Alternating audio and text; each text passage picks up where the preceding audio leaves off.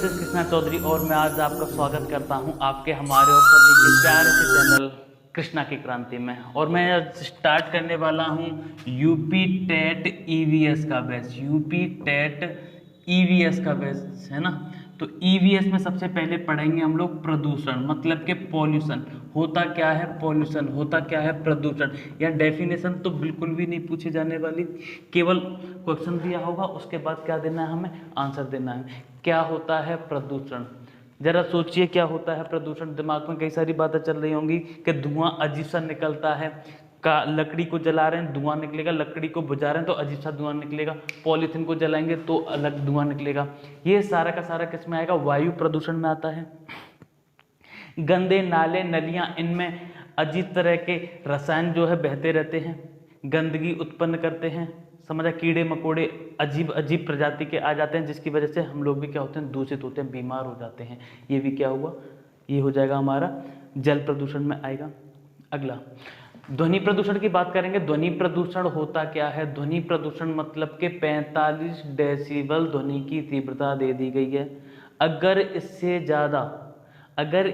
ज़्यादा डेसिबल होता है तो वहाँ पर ध्वनि प्रदूषण माना गया है। कितना याद रखना है, 45। तो मैंने बताया आपको, प्रदूषण की परिभाषा नहीं बताई है, ऐसे करके चला गया मैं, ध्यान दीजिए। प्रदूषण होता क्या है, अनवांटेड थिंग्स मतलब कि अवांछनीय तत्व या अवांछनीय पदार्थ। अवांछनीय का मतलब जिन्हें हम नहीं चाहते हैं फिर भी वो आ जाते हैं। अवांछनीय पदार्थ का हमारे वातावरण में सम्मिलित हो जाना ही क्या कहलाएगा, प्रदूषण कहलाएगा। डेफिनेशन लिखनी नहीं है इसलिए मैं लिखा नहीं रहा। तो ऐसे अवांछनीय पदार्थ या ऐसे अवांछनीय तत्व जो हमारे वातावरण को दूषित करते हैं या फिर जो हमारे लिए हानिकारक हैं, प्रदूषण कहलाएंगे। टाइप की बात करेंगे सबसे पहले एयर पॉल्यूशन। एयर पॉल्यूशन को क्या कहा जाता है, वायु प्रदूषण। क्या कहा जाता है, वायु प्रदूषण। इंग्लिश में क्या कहेंगे, एयर पॉल्यूशन। बचपन से पढ़ते आ रहे हैं, छोटी छोटी क्लास का है, वैसे भी केवल एनसीईआरटी को बताया जाता है, ये चीज़ें पढ़नी आ जाएगा। दूसरा होगा वाटर पॉल्यूशन मतलब कि जल प्रदूषण। जल प्रदूषण मतलब कि वाटर पॉल्यूशन, पानी में जो गंदगी वगैरह उत्पन्न होती है वो क्या होती है, हमारी वाटर पॉल्यूशन। तीसरा लेंगे सॉइल मतलब कि मृदा प्रदूषण। मृदा प्रदूषण, मृदा प्रदूषण, soil pollution, soil pollution, soil pollution. अगली बात कर लेते हैं हम लोग ध्वनि प्रदूषण। ध्वनि प्रदूषण, ध्वनि प्रदूषण मतलब साउंड पॉल्यूशन। वैसे तो और भी कई सारे पॉल्यूशन हैं। आजकल जितनी डिवाइसेस, इलेक्ट्रॉनिक की जितनी डिवाइसेस बनती जा रही हैं, ये समझ लीजिए उतने ही पॉल्यूशन बढ़ते जा रहे हैं। लेकिन हमारे यहाँ पे जो क्वेश्चन बनते हैं वायु प्रदूषण से, सबसे ज़्यादा क्वेश्चन बनते हैं वायु प्रदूषण से, उसके बाद जल प्रदूषण से और बाद में इन दोनों से बनते हैं, ठीक है नहीं। तो सबसे पहले मैं धीरे धीरे डिस्कस करना चाहूँगा वायु प्रदूषण को। अम्लीय वर्षा क्या होती है, किसके कारण होती है, किस तरह से होती है, सबसे ज़्यादा कहाँ पे होती है, इस तरह के क्वेश्चन बनेंगे यहाँ से। जल प्रदूषण किसकी वजह से होता है, क्या होता है, मृदा प्रदूषण क्या होता है, ठीक है नहीं। सारी चीज़ें आएंगी आपके क्वेश्चंस के अंदर। तो सबसे पहले मैं क्वेश्चन पूछना चाहूँगा आपसे, उसके जवाब देने हैं कमेंट बॉक्स में, जिससे आपकी नॉलेज का टेस्ट होता रहेगा और साथ में मैं आपसे क्वेश्चन पूछता रहूँगा। अब पहला क्वेश्चन हमारे पास पहला क्वेश्चन है, निम्नलिखित में से कौन सी ग्रीन हाउस गैसें हैं। तो पहला क्वेश्चन किससे रिलेटेड है, ग्रीन हाउस गैसेस से। ग्रीन हाउस गैसेस निम्नलिखित में से कौन कौन सी हैं। ऑप्शन देता हूं आपको, जरा ध्यान दीजिएगा। पहला ऑप्शन है CO2 मीथेन जल वाष्प।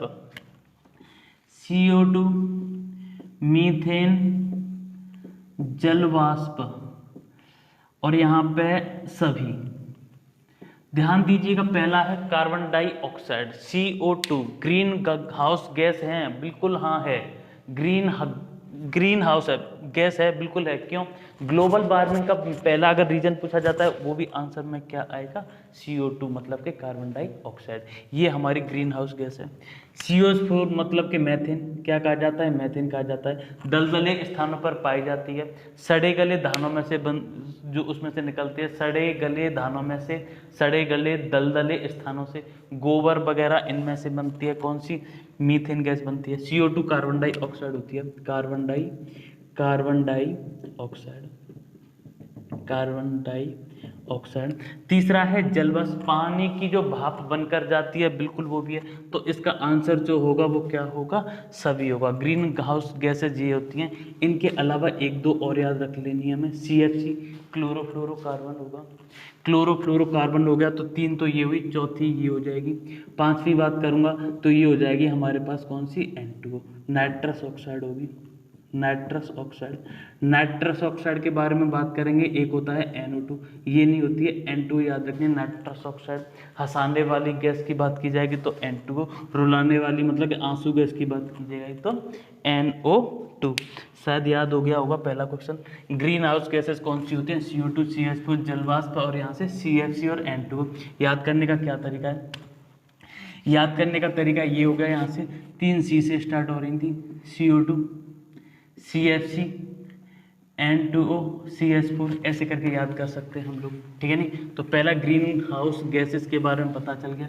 ग्रीन हाउस इफेक्ट क्या होता है, मैं एक थोड़ा प्रैक्टिकली बात सोचता हूँ। सर्दियों में मुझे कोई ऐसी फसल करनी है जो कि गर्मियों में नहीं हो सकती, मतलब गर्मियों की फसल मुझे सर्दियों में करनी है, उसके चारों ओर मैं ट्रैपिंग कर दूंगा, एक ट्रैप जाल टाइप का लगा दूंगा, या तो उसका पॉलीथीन का बनाऊंगा या फिर किसी कांच का बनाऊंगा।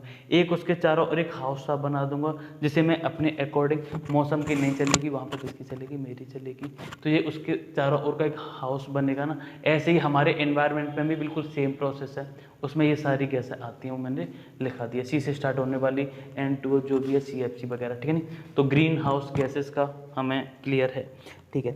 इसके बाद ताजमहल के पीले होने का क्या कारण है, दूसरा क्वेश्चन है, ताजमहल के पीले होने का कारण, पीले होने का क्या कारण है। ऑप्शन देता हूं आपको, वैसे पता होगा, बहुत ही सिंपल क्वेश्चन है। ऑप्शन देता हूं मैं आपको, NO2, SO2, sulphur chlorine, NO2, SO2, sulphur और क्लोरीन, 2, 3, 4 ऑप्शन दे रखे हैं, जरा ध्यान दीजिएगा।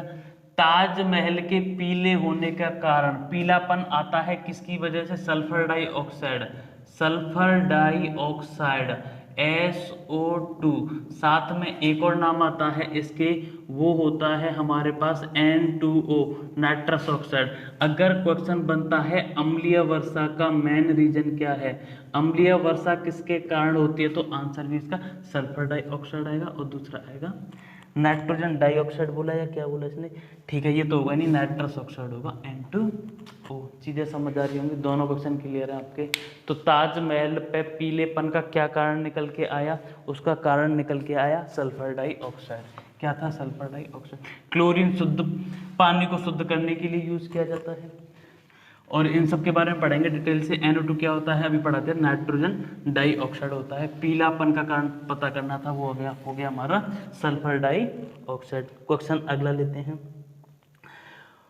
वर्षा का पानी किसके कारण अम्लीय हो जाता है, तो वर्षा का पानी अम्लीय, वही क्वेश्चन है, वर्षा का पानी। तीसरा क्वेश्चन है, वर्षा का पानी अम्लीय किसके कारण होता है। ऑप्शन में दे रखें कई सारी चीजें, ऑप्शन में जैसे है SO2 या फिर N2O, तो आंसर लगा देना है आपको, ठीक है कि नहीं। SO2 से एक गैस एसिड बनता है, H2SO4, यहाँ से बनता है HNO3, दोनों मिलके जब बन जाते हैं उसे बोलते हैं हम लोग अम्लीय वर्षा। चीज़ें समझ आ रही होंगी। तो सल्फर डाइऑक्साइड और नाइट्रस ऑक्साइड दोनों के दोनों रीजन है किसके, अम्लीय वर्षा के। सबसे ज़्यादा अम्लीय वर्षा भारत में कहाँ होती है, विदेश में कहाँ होती है, उसके आंसर आपको देने हैं, मैं बताऊंगा अभी थोड़ी देर में, जब तक आप दीजिए, ठीक है। आगे क्वेश्चन जो चलता है वो ये है, ग्रीन हाउस गैस आवरण में सबसे अधिक मात्रा में उपस्थित होती है। अभी पढ़ा था ग्रीन हाउस इफेक्ट, ये दूसरा था। ग्रीन हाउस इफेक्ट पढ़ा था, green house effect, green house effect में सर्वाधिक पाई जाने वाली गैस, सर्वाधिक की बात करेगा, सर्वाधिक की बात करेगा तो आंसर हमारा होगा CO2, मतलब कि कार्बन डाइऑक्साइड, कार्बन डाइऑक्साइड। चलो आगे पढ़ते हैं हम लोग, आगे पढ़ते हैं। आगे क्वेश्चन है हमारे पास भोपाल गैस त्रासदी, भोपाल गैस ट्रेजेडी से रिलेटेड कई सारी चीजें हैं। भोपाल गैस त्रासदी, ट्रेजेडी, ये कब हुई थी, कहाँ पे हुई थी, ऐसे करके क्वेश्चन बनते हैं इसके।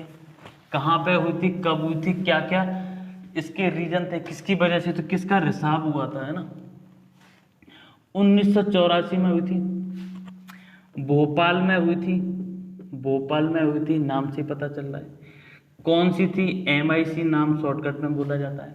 मिथाइल आइसोसाइनाइड, मैथिल भी बोल सकते हैं जिसे, मिथाइल भी कह सकते हैं इसे। मिथाइल आइसोसाइनाइड का क्या हुआ था, रिसाव हुआ था यहाँ पर, ठीक है नहीं। वो उसकी वजह से बहुत बड़ी ट्रेजेडी हुई थी, बहुत लोगों की मृत्यु हुई थी इस चीज़ में, बहुत, ये समझ लीजिए बिल्कुल हालत ख़राब हो गई थी इस टाइम पे ये जो हुई थी। एक और हुआ था यूरेनियम के फटने की वजह से विदेश में, उसका आंसर आपको देना है, ठीक है। अगला क्वेश्चन आपके लिए है, पराबैंगनी किरणों में से कौन सी अधिक हानिकारक है। पराबैंगनी किरणों में से, पराबैंगनी किरणों में से सर्वाधिक हानिकारक गैस कौन सी है। गलती हो गई, हानिकारक कौन है। सबसे पहले पराबैंगनी किरणें अल्ट्रावायलेट रेज कहलाती हैं, UV रेज के नाम से जाना जाता है। UV रेज को 3 कैटेगरी में डिवाइड किया गया है, कौन कौन सी, UVA, UVB और UVC। तो सबसे ज़्यादा खतरनाक की बात करेंगे वो निकल के आएगी C, क्योंकि इसकी वजह से त्वचा कैंसर होता है, त्वचा कैंसर होता है। ये हमारी पृथ्वी पर नहीं आ पाती हैं, क्योंकि ऊपर ओजोन लेयर इनको अवशोषित कर लेती है। चीज़ समझ आ रही होगी, ओजोन लेयर इनको अवशोषित कर लेती है। ओजोन लेयर से क्वेश्चन समझ के आया। कब मनाया जाता है ओजोन संरक्षण दिवस, 16 सितंबर को मनाया जाता है। ओजोन परत की मोटाई किस में मापी जाती है, डॉप्सन यूनिट में। एक डॉप्सन में कितने mm होते हैं, तो 10 mm होते हैं। तो जो नेचुरली क्या बोलते हैं उसे, जो ओजोन की परत है वो कितनी मानी गई है, उसका मानक कितना है। अगर उसका 200 डॉप्सन है, 200 डॉप्सन है तो ठीक है। अगर 200 से कम होता है तो माना जाता है कि यहाँ पे ओजोन क्षरण होने लगा है, ठीक है नहीं। इंडिया में ग्रीष्म ऋतु में हमारे श्रीनगर में होता है, और वर्षा ऋतु में कहाँ होता है वो आपको बताना है। त्रिवेंद्रम नामक स्थान पर, मैं ही बता देता हूँ, त्रिवेंद्र नामक स्थान पर होता है, ठीक है नहीं। आगे चलते हैं हम लोग, कई सारे क्वेश्चन हो गए इनसे रिलेटेड, आगे बढ़ेंगे अब। ध्वनि प्रदूषण का मापक, ध्वनि प्रदूषण का मापक, ध्वनि प्रदूषण का मापक, ध्वनि प्रदूषण को किस में मापा जाता है, तो ध्वनि की तीव्रता मापी जाती है डेसिबल में। अगर 45 dB हो जाता है और उससे अधिक हो जाता है तो वो आता है ध्वनि प्रदूषण के अंतर्गत, ठीक है। थैंक यू आज की क्लास के लिए। अब इसके बाद धीरे धीरे टाइम बढ़ाते जाएंगे, इसी तरह से हम प्रैक्टिस किया करेंगे जिससे आपकी तैयारी हो सके।